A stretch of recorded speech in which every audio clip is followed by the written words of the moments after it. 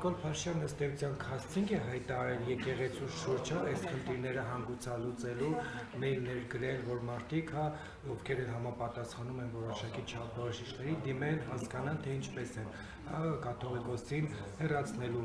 վեհարանից։ Ընդհանրապես այս օրերի զարգացումները ձեզ ինչի մասին է հիշում։ Ընդհանրապես այս օրերի զարգացումը խոսում է միայն մի բանի մասին, որ Նիկոլ Փաշինյանը, այսպես ասած, ձեռքը գցում է փրփուրներից, նա ինքը շատ լավ գիտի հանրության կարծիքը իր վարչապետության, իր իշխանության վերարտադրման եւ ավելի շուտ շատ լավ գիտի, թե իր խոստումները չկատարելու այդ դեպքում ինքը ում առաջ ինչ պատասխանատվություն է կրելու։ Իսկ դուք ինչ եք կարծում, այսինքն դուք ինչ հնարավոր սցենար եք այստեղ կանխատեսում հաջողության վեհապարին վեհարանից հանելու հարցում։ Դե գիտեք ինչ, Նիկոլ Փաշինյանը շատ ներողություն, շատ փոքր մարդ է, ներողություն ոչ թե Փաշինյանից, այլ ընդհանրապես։ Նիկոլ Փաշինյանը այն մարդը չի,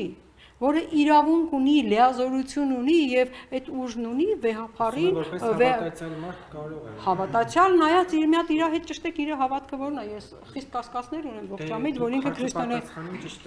ինձ հետաքրքիր չի։ Ես իր տեսակը